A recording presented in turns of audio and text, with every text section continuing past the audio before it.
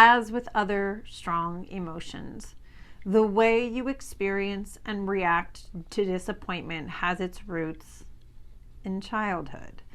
If you've been raised by parents who are reliable and predictable, coped fairly well with setbacks, cushioned your letdowns, generally kept their promises, helped put your upset into perspective, and treated you respectfully and fairly, you probably manage pretty well when things don't go your way.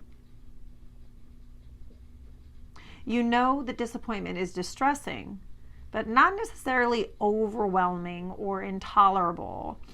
That you can bear it by marshaling your inner resources and getting support from others, and that it's inevitable and universal, but only occasionally happens. If your parents coped poorly with disappointment, you had ineffective role models and no one to teach you how to handle setbacks and failures when things didn't go their way. Maybe your dad drank or your mom was depressed. Your parents may have yelled or screamed or blamed you or each other.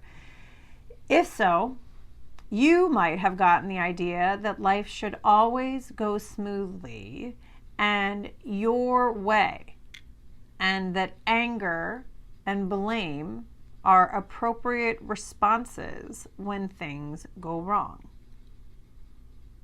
If your parents constantly complained about their circumstances, behaved like perpetual victims, were bitter and resentful, gave up easily, or never got their hopes up, you probably acquired a great many negative messages. If you were blamed frequently for your parents' setbacks and for situations that you couldn't control, you may assume that everything bad that happens to you and to them was your fault. Believing you had power was your way of trying to minimize your pain.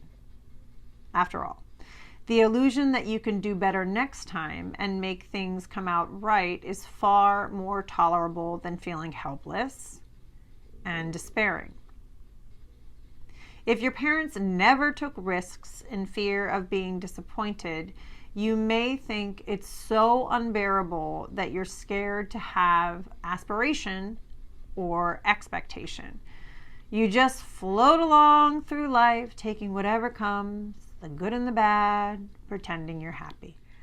I know that in my family, my mother was all smiles to everyone, but when she would get in the car with me alone, she would tell me all about how she wished that my dad's family loved her and how she felt rejected by them.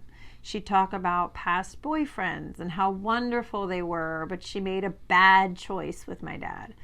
She also told me that I was to blame for anything that ever happened to me, especially with men, and that my behavior and my thoughts, very Catholic of her, were going to determine how things worked out for me in my life. I needed to be good and behave well. As I looked at my disappointment, when I really started to process it, I realized that I saw myself as a disappointment. I saw myself as incapable of being perfect and therefore disappointing.